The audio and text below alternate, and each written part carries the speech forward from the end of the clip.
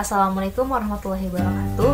Kami dari kelompok 3 analisis perancangan perusahaan yang beranggotakan Ivan Novianto, Naufal Syafikri, Tri Akbar Harahap, Telia Devina, dan saya Regina Maharani akan mempresentasikan mengenai studi kelayakan bisnis pada aplikasi manajemen keuangan dan investasi. Langsung saja yang pertama yaitu pada aspek pasaran pemasaran. Yang pertama yaitu pengenalan pada usaha. Nah, usaha yang kami rancang yaitu berupa aplikasi manajemen keuangan yang mana dapat membantu masyarakat dalam manajemen keuangannya serta sebagai media pembelajaran untuk berinvestasi. Yang mana dalamnya terdapat dua fitur utama, yang mana yang pertama adalah fitur untuk yang menampilkan pemasukan dan pengeluaran dana, dan fitur kedua itu fitur untuk belajar investasi dan konsultasi keuangan. Selain itu, berdasarkan data historis dapat dilihat bahwasanya minat masyarakat Indonesia terhadap aplikasi serupa selalu meningkat dari tahun ke tahun, dan itu sekarang sedang maraknya tren untuk berinvestasi, sehingga kami berinisiatif untuk menggabungkan kedua hal tersebut. Selanjutnya itu kita lakukan analisis pesaing, yang mana pesaing utama kami di sini adalah aplikasi serupa yang menyediakan fitur untuk menampilkan dana pemasukan dan pengeluaran. Hanya saja kami berinovasi dengan menambahkan fitur investasi dan fitur konsultasi keuangan. Selain itu kita dapat mengetahui kekuatan dari aplikasi atau produk yang akan kita rancang menggunakan analisis SWOT, yang mana kita memiliki kekuatan yang pertama yaitu mudah digunakan, yang kedua yaitu menampilkan data pergerakan keuangan yang kita miliki serta memberikan analisis keuangan, dan yang ketiga memberikan saran investasi dan konsultasi keuangan. Sedangkan kita memiliki kelemahan yaitu yang pertama sulit mendapatkan nama karena masih baru, yang kedua yaitu fitur yang tersedia masih terbatas karena masih dalam tahap pengembangan. Dan itu kita memiliki peluang untuk berkembang karena sekarang sedang maraknya tren untuk berinvestasi. Selanjutnya yaitu kita memiliki ancaman yang mana data kita tuh dapat dibobol oleh hacker atau orang yang tidak bertanggung jawab. Selanjutnya itu untuk target customer dapat dilakukan dengan analisis SDP yaitu dengan segmenting, targeting, dan positioning. Yang mana segmenting itu mengelompokkan produk yang akan dipasarkan, dan target yang kami tuju itu generasi muda yang memiliki kesulitan dalam mengelola keuangan serta memiliki keinginan untuk belajar investasi. Selanjutnya itu untuk borong pemasaran dapat dilakukan dengan analisis 5P.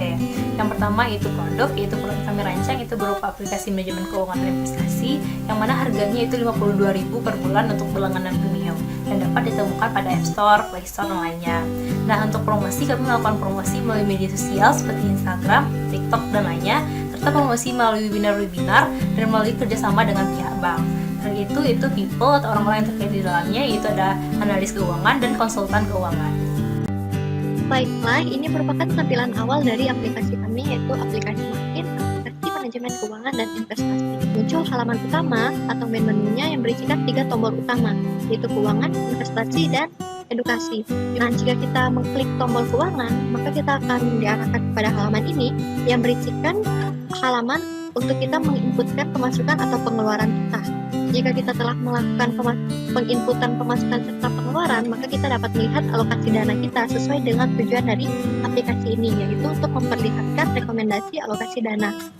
Kita klik tombol ini dan kita dapat memiliki dua kemungkinan, yaitu apabila kita memiliki pemasukan yang lebih besar daripada pengeluaran dalam artian dana kita positif, maka akan muncul pop-up aman. Namun jika dana kita negatif, maka muncul pop-up tidak aman, yang mana tidak akan dapat ditampilkan rekomendasi alokasi dana jika dana kita negatif. Nah, kita asumsikan bahwa kita aman, maka kita dapat mengklik tombol lihat. Selanjutnya, setelah itu kita akan diarahkan kepada halaman ini, yang mana halaman ini akan berisikan mengenai list-list kebutuhan atau keinginan yang ditawarkan oleh aplikasi. Jadi misalnya ada list mengenai asuransi, investasi, biaya sekolah, biaya kesehatan, dan lain sebagainya. User dapat mencetak beberapa list kebutuhan atau keinginan yang ingin user ketahui berapa sebaiknya persentase untuk dialokasikan dana terhadap kebutuhan atau keinginan tersebut. Kita klik OK setelah mencetak beberapa kebutuhan atau keinginan, maka akan muncul tampilan seperti ini. Misalnya pada halaman sebelumnya kita mencetak asuransi, investasi, lalu tabungan dan biaya hidup misalnya. Lalu akan muncul asuransi, investasi, tabungan dan biaya hidup serta besaran dana yang akan kita alokasikan terhadap kebutuhan tersebut. Selanjutnya kita akan beralih kepada tombol menu kedua, yaitu investasi. Jika kita mengklik tombol investasi, maka akan muncul list saham, yang mana itu akan berisikan list saham serta perusahaan dan juga harga per sahamnya. Namun jika kita ingin memperoleh edukasi atau pengajaran, kita dapat mengklik tombol edukasi, yang mana tombol edukasi ini akan berisikan 3 menu utama, yaitu e-book, video, dan presentasi. Pada bagian e-book akan berisikan daftar-daftar buku online yang dapat dibaca secara online oleh user. Lalu pada tombol video akan muncul beberapa video edukasi yang disediakan oleh aplikasi. Ketika kita mengklik tombol konsultasi, maka akan muncul halaman yang mana kita dapat melihat beberapa kontak dari konsultan keuangan dan juga investasi yang bekerja sama dengan aplikasi kami, dan mengenai prototyping dari aplikasi kami. Saya Triak Bararahap akan menjelaskan aspek teknis dan teknologi. Proses produksinya itu tahapan pertama itu ada dari planning, kedua itu analisis, desain, implementasi, dan maintenance. Dan kebutuhan tenaga kerja yang utama itu dari seorang mobile programmer, mobile developer, dan UI UX designer. Dan waktu produksi perusahaan ini adalah hari Senin sampai hari Jumat, jam 8 pagi sampai jam 4 sore. Kemudian dari peralatan dan teknologi yang digunakan itu perangkat lunak yang digunakan untuk pembuatan aplikasi seperti ini, dan perangkat keras yang digunakan seperti ini. Dan kebutuhan minimal device untuk menjalankan aplikasi ini adalah seperti ini. Di mana tools yang digunakan untuk pembuatan dan pengembangan aplikasi ini adalah Visual Studio seperti yang ini. Ini sebagai text editor pemrograman serta Kotlin seperti ini. Ini sebagai bahasa pemrograman aplikasi.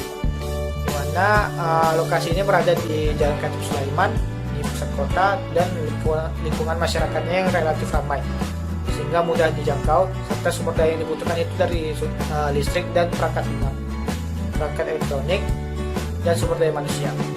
Di mana tata letak kantornya seperti ini. Ini merupakan jenis kantor cube type office, di mana tata ruang bersekat, yang dimana para pekerja ini memiliki ruang yang lebih pribadi dan tenang sesuai dengan departemen dan jabatannya. Selanjutnya kita masuk kepada aspek manajemen dan juga sumber daya manusia. Struktur organisasi, kami menggunakan struktur organisasi vertikal dengan jabatan yang tertinggi merupakan direktur, lalu jajaran manajer, dan juga jajaran karyawan atau staff. Berkaitan dengan sumber daya manusia suatu perusahaan, tentu kita harus juga membahas mengenai rekrutmen, seleksi, dan juga orientasi. Nah, rekrutmen ini merupakan proses dari suatu perusahaan untuk menggayat atau menarik orang luar untuk menjadi tenaga kerja baru dalam suatu perusahaan. Sementara itu, proses seleksi merupakan proses penyeleksian seluruh kandidat yang mendaftar pada proses rekrutmen, dan kita akan menyeleksi mana kandidat yang cocok untuk menempati jabatan yang sedang kita rekrut. Jadi, itu berdasarkan dengan hasil wawancara, misalnya tes fisik, tes psikologi, dan lain sebagainya. Selanjutnya, dalam aspek SDM ini, perusahaan juga akan mengaji mengenai prestasi dari karyawan. Jadi prestasi dari karyawan ini akan dinilai secara berkala dan akan dinilai dari menggunakan rating scale antara 1 sampai 5. Untuk tenaga kerja yang memperoleh kumulasi nilai tertinggi adalah tenaga kerja yang paling berprestasi dan akan mendapatkan reward dari perusahaan. Selanjutnya kita juga akan membahas mengenai sistem upah untuk seluruh jabatan. Jadi untuk menetapkan berapa upah yang akan diterima oleh masing-masing jabatan, perusahaan akan menerapkan sistem metode angka. Jadi metode sistem angka ini sama seperti rating scale, jadi akan memberikan penilaian terhadap masing-masing jabatan dari 1 sampai 5. Dari hasil kumulasi penilaian tersebut akan ditetapkan berapa upah yang akan diberikan kepada masing-masing jabatan. Baiklah, selanjutnya saya akan menjelaskan mengenai aspek hukum dan legalitas, di mana merupakan aspek yang penting bagi perusahaan untuk menunjukkan kelegalannya atau izin dari pengoperasian usahanya. Yang pertama itu ada jenis badan usaha. Mengenai jenis badan usaha yang kami pakai itu ada besaran terbatas, dan kami beri nama perusahaan kami PT Makir. Di sini alasan kami karena adanya pemisahan harta dan tanggung jawab yang jelas antara perusahaan dan pemegang saham. Selain itu dalam rangka mencari penanaman modal dan memungkinkan warga negara asing atau pendukung asing. Selanjutnya itu mengenai proses perizinan usaha, di mana ada 7. Yang pertama ada pendaftaran usaha ke akta notaris, kemudian akta pendirian PT yang telah disahkan oleh Kemenkumham.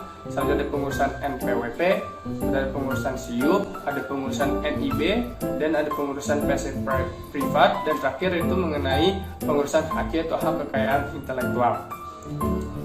Dan untuk lokasi waktu pelaksanaan perusahaan kami, untuk lokasi kami berada di Jalan Katib Sulaiman yang berada di pusat kota.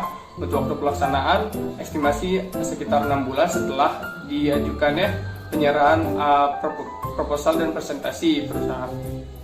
Selanjutnya itu mengenai dukungan pemerintah dan masyarakat. Untuk dukungan dari pemerintah bisa berupa pemberian tax holiday, pemberian tax allowance, dan pemberian support education tax.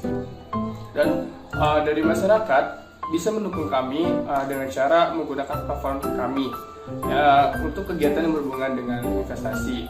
Dan kami juga yakin dalam keadaan masyarakat saat ini sudah mulai berbondong-bondong untuk ingin mengenali investasi. Dapat diambil kesimpulan dari kami bahwa saat ini masyarakat ini sudah mulai sadar akan pentingnya investasi untuk masa depan. Selanjutnya yaitu dampak positif dan negatif produk aplikasi, di mana aplikasi manajemen keuangan ini merupakan produk software, di mana dia tidak memiliki bentuk fisik. Oleh karena itu, produk ini tidak memberikan dampak negatif dan positif saat menjalankannya. Namun, pada saat proses pembuatannya terdapat limbah kertas serta pengeluaran energi listrik yang cukup besar karena perusahaan ini tentu akan menggunakan perangkat elektronik. Oleh karena itu, penggunaan sumber daya seperti kertas dan energi listrik yang berlebihan tentu akan menyebabkan terjadinya dampak negatif terhadap lingkungan. Selanjutnya yaitu identifikasi input, proses, dan output, di mana pada perusahaan ini terdapat input seperti transaksi, pernyataan, permintaan, perintah, pesan, serta coding pada sistem informasi aplikasi. Selanjutnya yaitu proses, di mana proses ini terdiri dari blok model yang berisikan logika matematikal, model yang mengolah masukan data. Selanjutnya yaitu output, yang mana terdiri dari faktur, surat order pembelian, laporan pelaksanaan anggaran, pesan, serta hasil pengambilan keputusan. Selanjutnya yaitu RKL dan RPL, di mana RKL ini merupakan rencana tindak lanjut untuk mengelola dampak penting yang ditimbulkan oleh aktivitas proyek, sedangkan RPL merupakan piranti untuk memantau hasil pengelolaan lingkungan tersebut. Dalam melakukan proses bisnis, perusahaan makin menerapkan sistem eco-green pada seluruh aktivitas bisnisnya. Selanjutnya adalah aspek keuangan atau finansial. Yang perlu untuk dibahas pada aspek keuangan ini pertama kali adalah kebutuhan dana dan sumber dananya. Jadi kebutuhan dana untuk PT Makin ini adalah sebesar 300 juta rupiah, yang mana sumber dana untuk pemasukan dari kebutuhan dana tersebut berasal dari setoran awal para pemegang saham. Nah, selanjutnya kita akan mengidentifikasi biaya-biaya yang diperlukan oleh perusahaan selama menjalankan bisnisnya. Nah, untuk biaya-biaya itu sendiri terdiri atas biaya aktiva tetap, biaya penyusutan, biaya pemeliharaan, dan juga biaya gaji dari tenaga kerja langsung maupun tidak langsung. Seluruh biaya-biaya tersebut akan dikumulasikan dan akan dijadikan sebagai biaya atau total investasi awal. Nah, untuk perhitungan dari PT Makin ini sendiri, total investasi awalnya bernilai 247 juta rupiah. Setelah itu, kita akan menghitung harga pokok produksi serta BEP dari produk, yaitu aplikasi manajemen keuangan dan investasi yang dapat dilihat sebagai berikut. Selanjutnya, kita akan menyusun atau menghitung dari laporan keuangan perusahaan yang dapat dilihat sebagai berikut, dan juga cash flow yang dapat dilihat sebagai berikut. Selanjutnya, kita akan menghitung kelayakan bisnis yang terdiri atas penghitungan NPV, IRR, revenue per cost, dan juga profitability index. Dan NPV dari PT Makin ini setelah melakukan proses perhitungan bernilai kurang lebih 71 juta rupiah. Selanjutnya adalah perhitungan IRR atau tingkat pengembalian. Dan setelah melakukan proses perhitungan, IRR dari PT Makin ini bernilai 44%. Selanjutnya, setelah menghitung IRR, kita akan menghitung nilai dari revenue per cost. Setelah melakukan proses perhitungan, nilai revenue per cost atau R per C dari PT Makin ini bernilai 1,16. Dan yang terakhir, kita akan menghitung nilai dari profitability index, yang mana nilai dari profitability index untuk PT Makin ini adalah bernilai 1,23. Setelah pengkajian terhadap aspek keuangan tadi, kita telah sama-sama memperoleh bahwa nilai dari revenue per cost-nya adalah 1,16, yang mana itu besar dari 1, dengan payback period-nya adalah pada bulan ke-13. Maka usaha ini sangat layak untuk dijalankan dan dapat menarik investor untuk dapat berinvestasi pada program atau usaha yang akan kami laksanakan pada PT Makin dari kelompok kami. Terima kasih. Wassalamualaikum warahmatullahi wabarakatuh.